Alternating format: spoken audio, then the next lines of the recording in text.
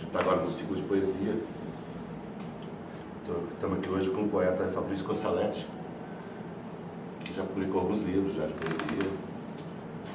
E depois começou a publicar prosa também, já publicou livros de prosa, e agora está como colunista da Folha de São Paulo também, escrevendo crônicas.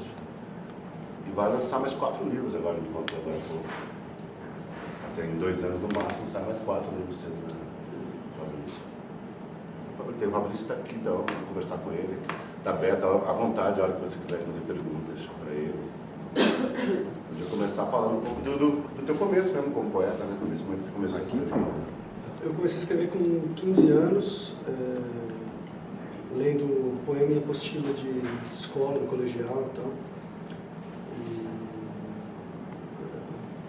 Eu li os poetas modernos, os caras que, os modernistas, sabe, que me chamaram a atenção. Cira Meirelles, Vinícius, depois Drummond, Bandeira. Aí foi uma coisa que eu li bastante, Drummond e Bandeira. Fiquei 2, 3 anos lendo os dois. E aí escrevia todo dia. Dos 15 aos 18 anos, eu escrevia todo dia, horas, sem parar, assim, escrevia uns 10 poemas por dia. Aí vim para São Paulo fazer letras, porque aquela coisa, tinha que fazer uma faculdade e tal, família de classe média, não dava para falar, vou para São Paulo escrever poesia e só. Então eu fiz a faculdade que tinha mais a ver com literatura, que era letras, né, que era o que eu imaginava que tinha a ver. E aí escrevi bastante, assim, durante uns 2 anos aqui em São Paulo, já dava uns 5 anos que eu escrevia muito, assim, mas aí comecei a entrar numa fase que não... eu tinha vontade de escrever, não tinha o que escrever. E aí, com uns 20 anos, assim, aí comecei, aí depois de um tempo meio numa crise, assim, sem saber muito bem o que eu devia escrever, aí por uma série de questões pessoais, eu comecei a escrever uns poemas que eu percebi que eram diferentes, aí eu tive vontade de publicar. Aí foi a primeira vez que eu fui pensar nisso, assim, aí fui atrás, aí publiquei meu primeiro livro. Vamos ver disso que você conheceu esse, né? O primeiro que eu vi seu foi, acho que foi esse mesmo, né? Aquela vez que você publicou naquela revista, você era editor também, seu LP. Então, na Ácaro, eu já tinha o Movediço, o primeiro livro, que é de 2001. E... Capinha Azul, qual que é esse? Então, esse é o segundo, segundo, Sobrevivente, Santa Laedra, de 2003. E aí, na época desse livro aí, a gente fazia a Ácaro. Então foi nessa época que a gente se conheceu. Você e o Chico, né? Eu, o Chico, eu e o Ale, o Alexandre Barbosa Souza, a gente fazia a parte de poesia. E o Chico e o Paulo Werneck faziam a parte de prosa. E aí você começou a publicar, e depois você foi logo para Quantas Letras, né? Logo depois. Não, quando eu publiquei esse livro azul aí, a Heloísa Ian, que era editora de poesia da Companhia das Letras, ela veio falar comigo no lançamento da Ácaro. Ela veio falar comigo no lançamento da Ácaro. E ela foi super específica, assim, ela falou, gostei do primeiro poema do livro, não falou nem que gostou do livro. Então, quando você tiver um outro livro, vem me procurar. Outro livro, tudo com esses primeiros poemas. E aí, isso foi em 2003. Quando foi em 2007, 2006, eu fiquei quase um ano em Buenos Aires, voltei com um livro pronto.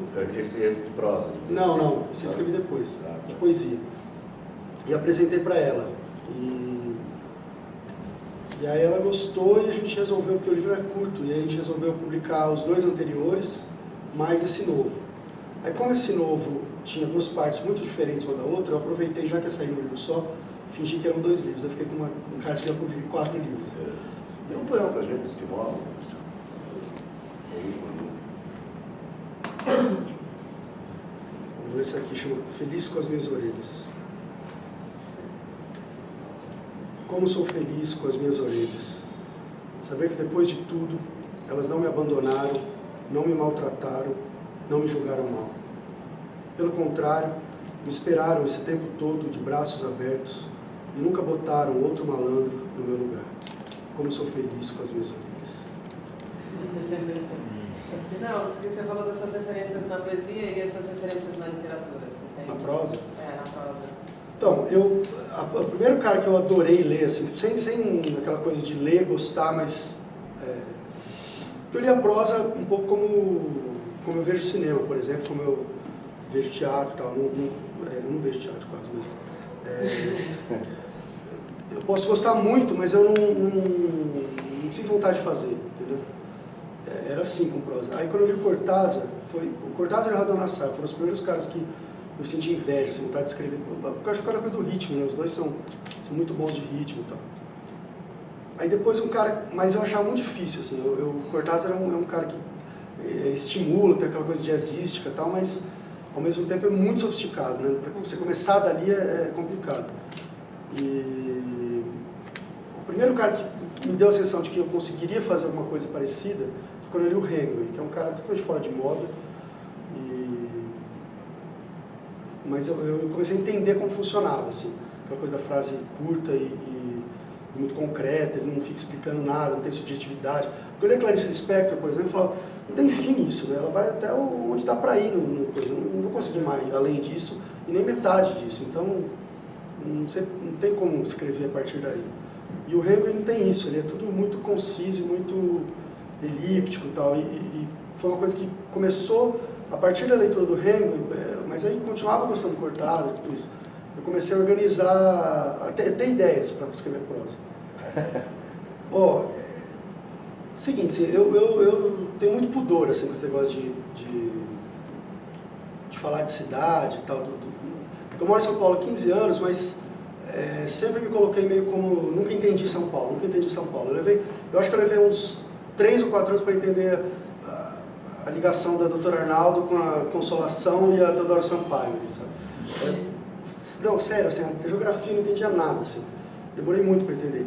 Então, a minha sensação é de que eu não entendia nada da cidade. Mas depois, claro, eu comecei a me sentir à vontade. A São Paulo que eu convivo é a da Zona Oeste, não frequento muitos, e o centro, mas não frequento tantos lugares de São Paulo. Mas mesmo assim, eu tinha um certo pudor de achar que eu conhecia a cidade, me sentia à vontade e tal. Sei lá. Quando me chamaram para escrever isso, a única exigência que tem na coluna que eu faço é que tem alguma coisa a ver com São Paulo. Aí o Antônio, eu perguntei para o Antônio, falei, por que eu vou falar de São Paulo? Não sei nada e tal. O Antônio falou assim, cara, São Paulo é tudo. Você pode falar assim, estava na esquina da Augusta com a Consolação e começar a falar do Japão, você pode falar qualquer coisa. E isso deu uma certa liberdade. Às vezes eu faço isso, mas isso é meio piada, né? Assim, é verdade, mas também é um lado meio anedótico e tal. Teve um tanto que eu tive que prestar atenção de verdade, né, nas coisas que eu passava meio batido. E aí eu acho que mudou um pouco a minha relação. Assim. Eu comecei a perceber que eu tinha uma São Paulo na minha cabeça que nem todo mundo tem, assim, que é a minha São Paulo. Tal. E comecei a ter retorno, assim, mesmo de pessoas conhecidas ou de desconhecidas.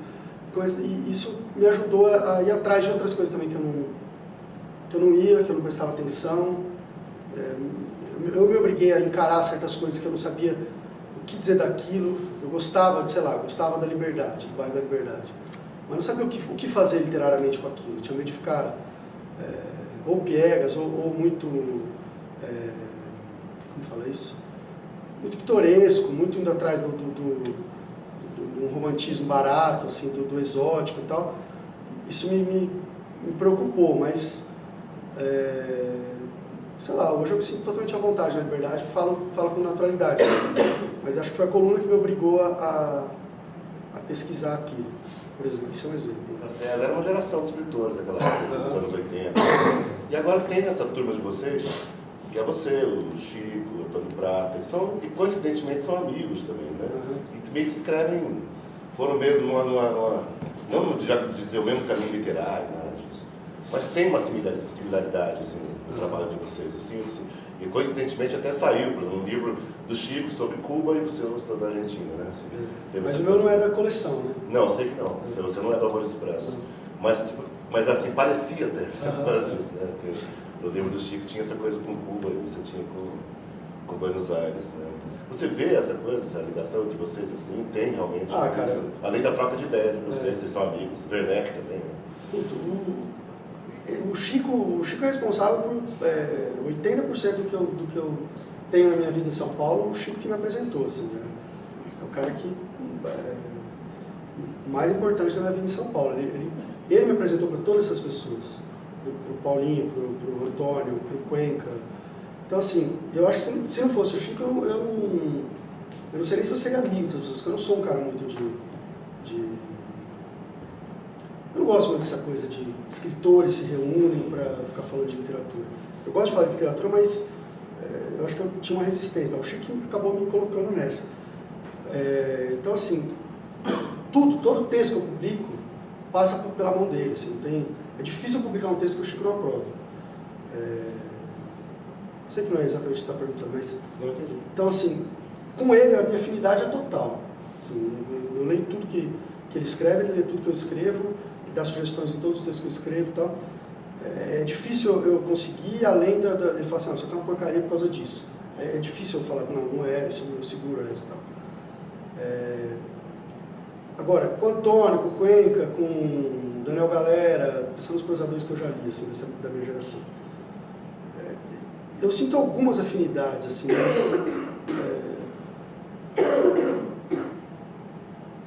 mas eu não me identifico muito essa coisa da prosa. Eu acho que o que tem, uma coisa que eu percebi recentemente, é que todos gostam muito de literatura americana, norte-americana.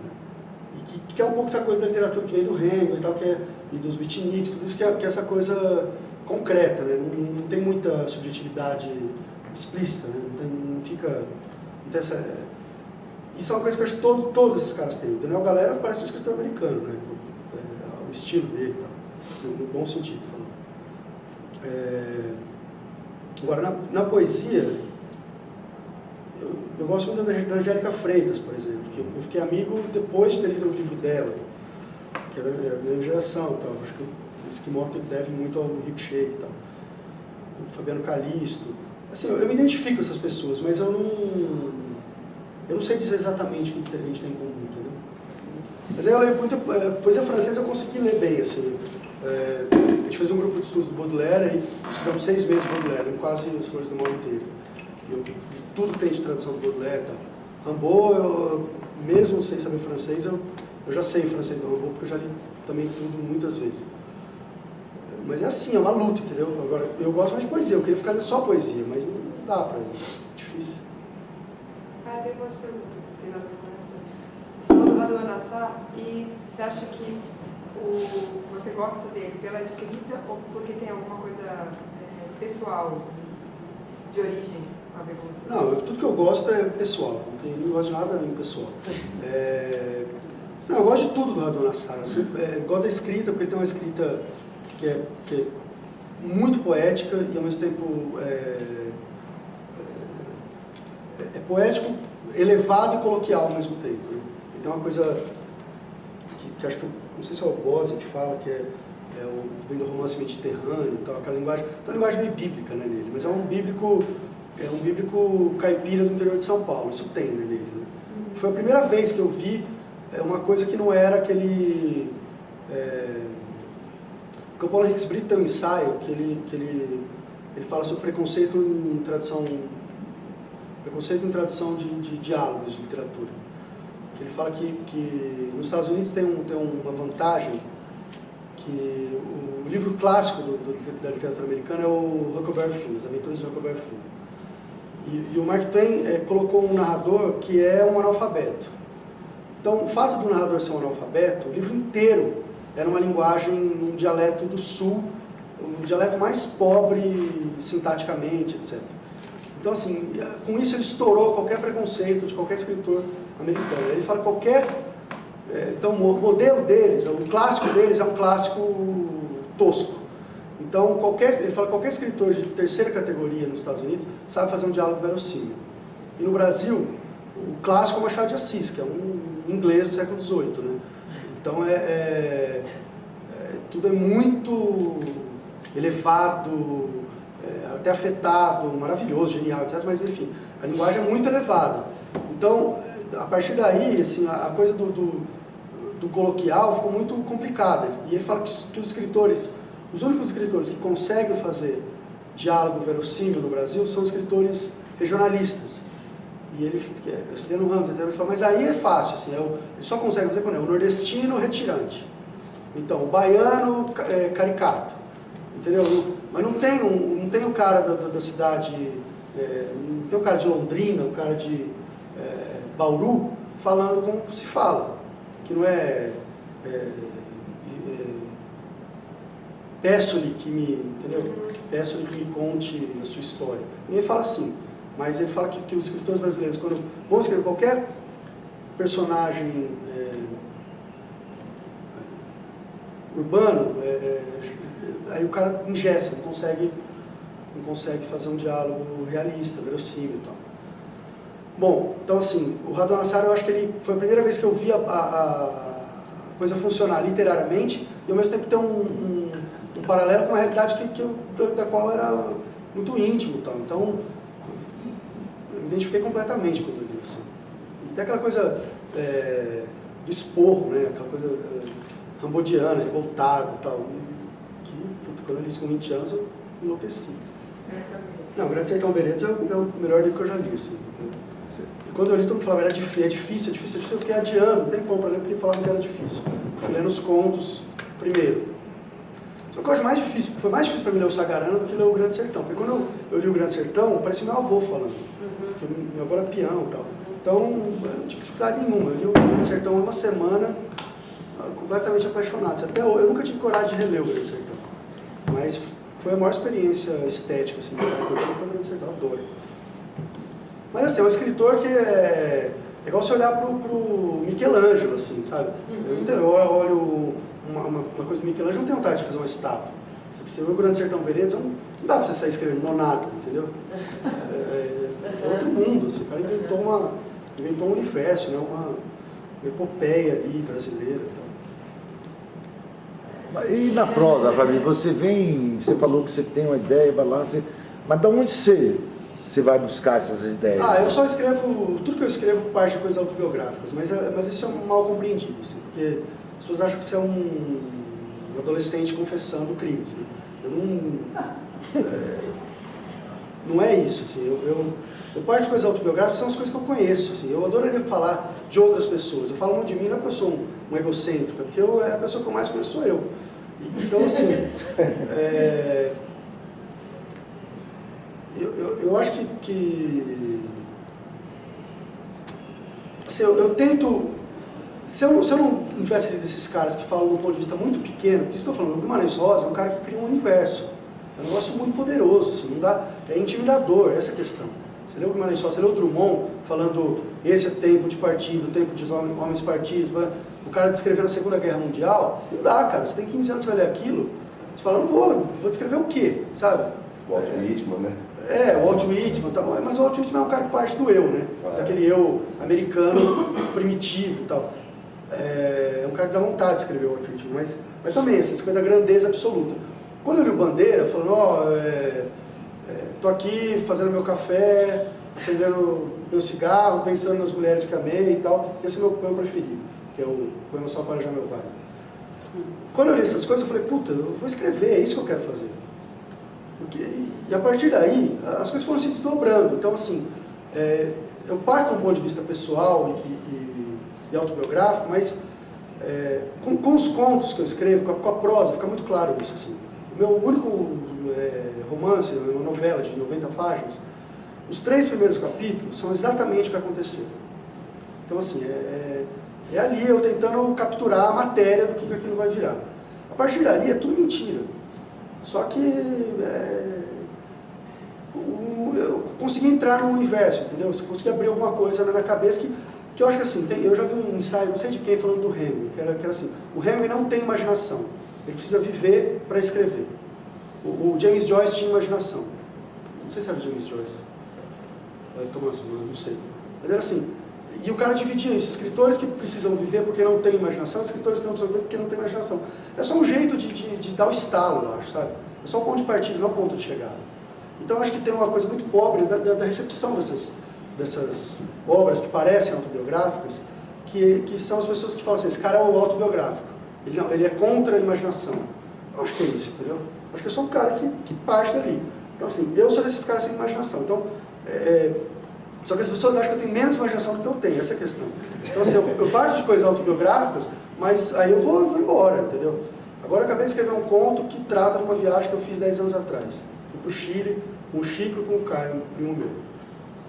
Eu sabia que tinha uma questão ali. Por isso que eu fui escrever. Eu sabia que tinha alguma coisa ali, não vou escrever. Eu não quero ser um escritor fútil, então eu escrevo sobre coisas que eu sei que tem alguma coisa por trás. Eu quero descobrir o que é. Se eu soubesse exatamente, coisas que eu descubro na análise, por exemplo, eu não escrevo.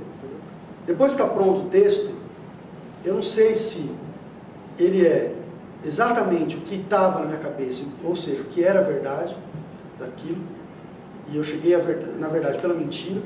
Eu acho que é um pouco isso. Ou se é o contrário, se quando eu escrevo, eu invento uma outra verdade e esqueço qual era a verdade, se é que existe uma verdade, qual era a coisa autobiográfica, entendeu? Eu sei que depois que eu escrevo, a coisa autobiográfica desaparece, eu não lembro mais. Eu só lembro daquilo como o que eu escrevi. Porque era um puta trabalho mental, não sei exatamente como funciona, mas aquilo toma o desenho se transforma na sua cabeça. Então, assim, quando eu escrevi meu livro de contos, que é muito autobiográfico, mudou minha memória da minha infância, da minha adolescência e tal. Então, tem um monte de memória na minha cabeça que eu inventei, entendeu? E minha irmã leu, e para mim, o resumo da minha relação com a literatura foi a reação da minha irmã e do meu pai quando leram um livro. Meu pai leu e falou assim, seu fofoqueiro. E a minha irmã leu e falou assim, seu mentiroso. Foi perfeito. Então, agora, tem um monte de poema meu que é muito fantasioso no sentido mais elementar, assim, sabe? Tudo inventado, tudo coisa. E as pessoas acham que eu vivi e tal. É duro, né? Acham que eu vivi mais do que eu vivi. Alguém tem mais uma pergunta?